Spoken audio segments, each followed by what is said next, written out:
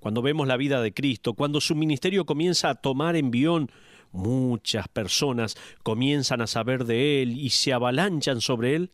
¿Sabe? Encontramos que Él sigue estando disponible. En nuestro estudio de hoy, quiero que veamos varias instancias en las que la disponibilidad de Cristo queda totalmente evidenciada. Como un buen soldado, Él nunca está de franco. Como un buen médico, Él siempre está listo y a disposición. ¡Qué maravilloso! ¿Sabe una cosa? Jesús también está disponible para sus críticos. Dijimos de esta disponibilidad que el Señor tiene. En primer lugar, el Señor está disponible para enseñar. En segundo lugar, el Señor está disponible para sanar, pero Él también está disponible para sus críticos. Fíjese lo que dice Marcos 2:8, y conociendo luego Jesús en su espíritu que cavilaban de esta manera dentro de sí mismos, estos escribas, escuche bien, o críticos, pensaban según nos dice Marcos 2:7, ¿por qué habla este así? Blasfemias dice, ¿quién puede perdonar pecados sino solo Dios? Ellos tenían una ley a propósito para la persona que blasfemaba. Lo colgaban de un árbol, los apedreaban, cortaban la soga y luego los sepultaban vergonzosamente. Así que en Marcos 2:8 leemos, y conociendo luego Jesús en su espíritu que cavilaban de esta manera dentro de sí mismos, les dijo, ¿por qué caviláis así en vuestros corazones? Me encanta esta respuesta. No podemos pasar esto por alto. ¿No cree que la manera en que enfrentamos la crítica es una buena prueba para nosotros? Pienso que la manera en que respondemos cuando alguien critica nuestro carácter es una muy buena prueba del mismo. Nunca encontramos a Jesús diciéndole a estos críticos, ¿para qué piensan esas críticas? Todo lo que Jesús dice, según Marcos 2:8 al 10, es esto, escuche bien. ¿Por qué caviláis así en vuestros corazones? ¿Qué es más fácil, decir al paralítico tus pecados te son perdonados o decirle levántate, toma tu lecho y anda? Pues para que sepáis que el Hijo del Hombre tiene potestad en la tierra para perdonar pecados, recuerde que esta es la razón por la cual Jesús está sanando. Ahora continuemos con el versículo 10. Dijo al paralítico, a ti te digo, levántate, toma tu lecho y vete a tu casa. Luego leemos en Marcos 2:12, entonces él se levantó enseguida y tomando su lecho salió delante de todos. Fíjese en los pasos de la lógica de Jesús. Esta era la manera en que él probaba su punto y estaba usando el argumento de los rabinos. Los pasos son los siguientes. En primer lugar, nadie puede ser sanado a menos que sea perdonado. En segundo lugar, solo Dios puede perdonar pecados. En tercer lugar, el paralítico fue sanado. En cuarto lugar, Jesús perdonó sus pecados. Y en quinto lugar, Jesús debe ser Dios. Era un argumento innegable.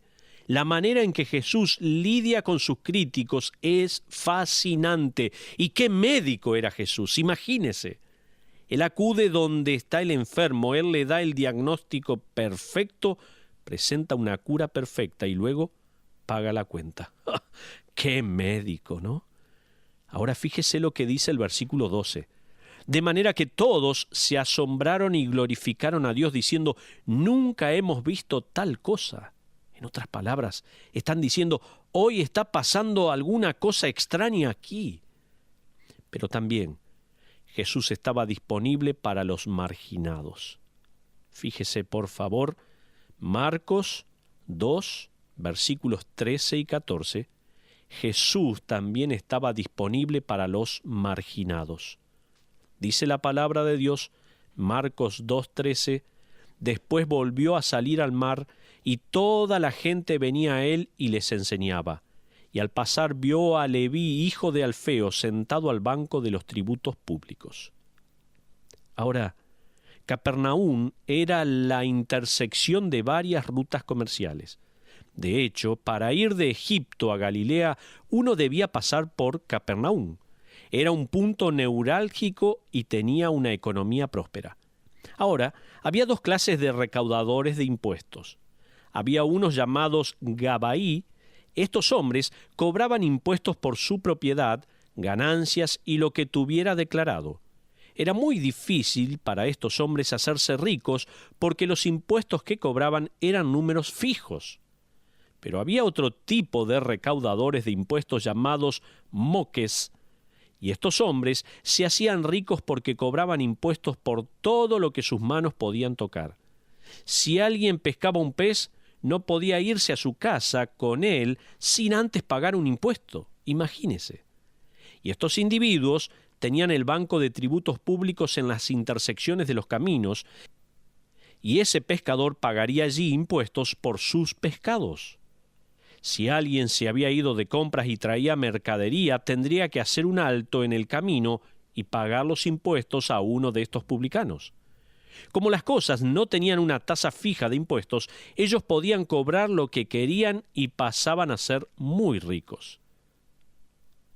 Había también dos tipos de moques. Estaban los grandes moques.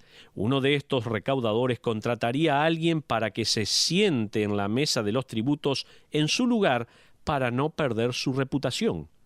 Estos judíos habían comprado los derechos a cobrar impuestos del gobierno romano y eran considerados traidores. No querían que nadie supiera que ellos eran parte de esto, así que contrataban a alguien para que ocupara su lugar. Los moques comunes eran demasiado avaros como para contratar a alguien y se sentaban ellos mismos en el banco de los tributos públicos porque no querían intermediarios. Y fíjese lo que se nos dice de Mateo en el versículo 14. Le vi, hijo de Alfeo, sentado al banco de los tributos públicos. Él era un moque común y corriente. Mateo era avaro y codicioso. A él no le importaba su reputación, a él no se le movía ni una ceja cuando alguien le levantaba el índice y le decía, ¿no te das cuenta que como judío eres un traidor? Él no se molestaba. Mateo estaba allí por el dinero, era un simple recolector, y siendo así, Jesús se le acerca y le dice, sígueme, y levantándose le siguió. ¡Qué pasaje más maravilloso! Ahora sigamos adelante. Jesucristo estaba disponible para enseñar, Jesucristo estaba disponible para sanar, Jesucristo estaba disponible también para sus críticos, y dijimos también que Jesucristo estaba disponible para los marginados, y ahora permítame mostrarle que Jesús está disponible para el mundo necesitado. En último lugar, vemos que Jesús está disponible para un mundo necesitado. Mire lo que hace Mateo, tal como lo leemos en Marcos 1:15. Aconteció que estando Jesús a la mesa en casa de él, muchos publicanos y pecadores estaban también a la mesa juntamente con Jesús y sus discípulos, porque había muchos que le habían seguido.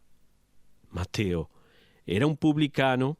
Ese término se lo empleaba para los que ejercían una labor pública como lo eran los recaudadores de impuestos. Al estudiar los evangelios, se dará cuenta que para la mente judía los publicanos eran tan malos como los gentiles. Eran marginados. De hecho, fíjese lo que dice el versículo 16. Y los escribas y los fariseos, viéndole comer con los publicanos y con los pecadores, dijeron a los discípulos, ¿qué es esto que él come y bebe con los publicanos y pecadores? En otras palabras, los críticos dijeron, ¿cómo es que come con personas sucias? ¿Cómo puede asociarse con ellos? La clave está en Mateo 2:17. Allí leemos, al oír esto Jesús les dijo, los sanos no tienen necesidad de médicos, sino los enfermos. No he venido a llamar a justos, sino a pecadores. Jesucristo estaba en una fiesta y creo yo, esta era la fiesta de renuncia de Mateo. Mateo llamó a todos sus amigos a una fiesta y tenía como orador especial al Señor Jesucristo.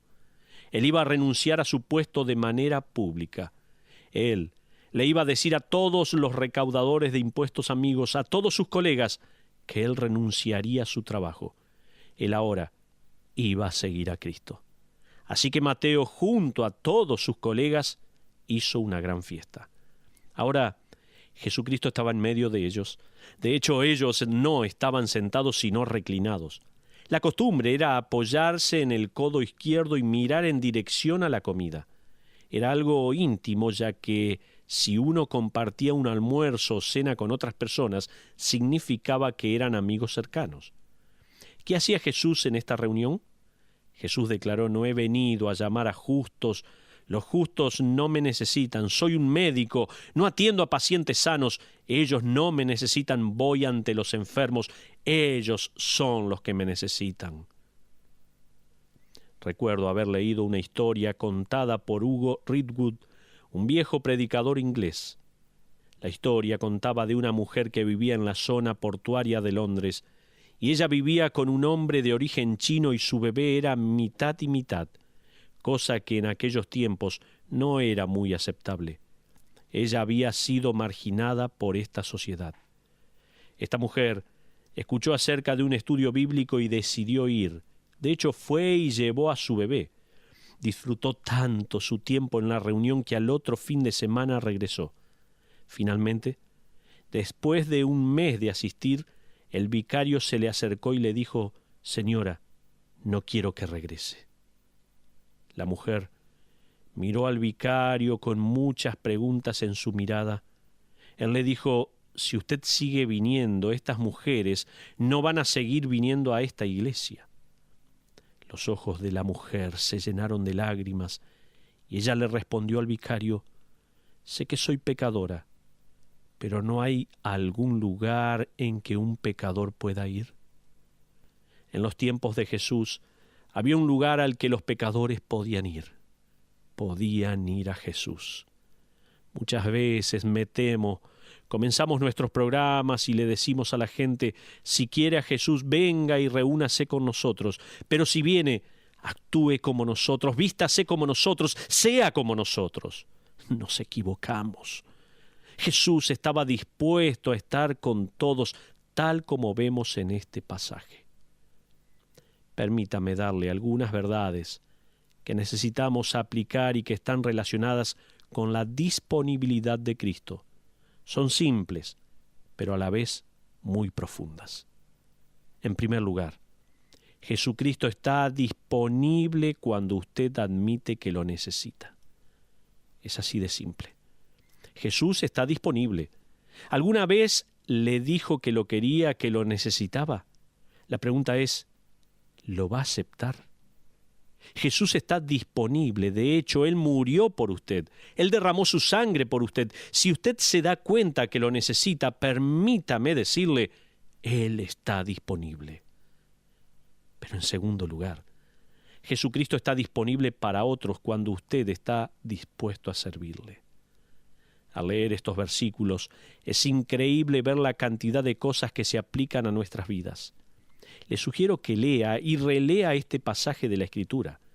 Le va a dar la impresión que cada vez que lee, ve algo nuevo. Para mí fue fascinante ver que el ministerio de Jesús se desarrolló entre otros, que le seguían, que le sirvieron. Pero permítame darle algunos ejemplos. Alguien prestó una casa a Jesús y aún así, esa persona queda en el anonimato. No sabemos quién fue. Un grupo de hombres arregló el techo, al igual que los que lo rompieron. Y nada sabemos de ellos. Tengo la sensación que el techo ese no fue arreglado enseguida y que cada persona que venía a esa casa se quedaba mirando el agujero y los dueños le decían: «Ve, por allí lo bajaron y Jesús lo sanó aquí mismo». Esas personas que trabajaron y arreglaron el techo no son mencionadas.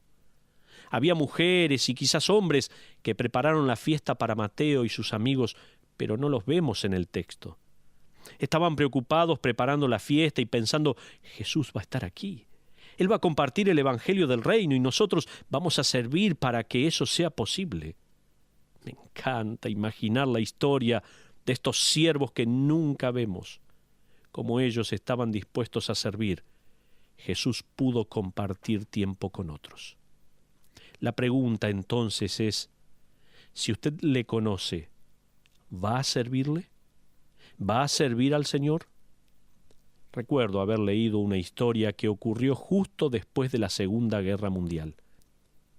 Europa se estaba limpiando y reconstruyendo de la nada, y una de las secuelas de la guerra fue un gran número de huérfanos. Niños que andaban por las calles buscando comida y que en muchos casos morían de hambre.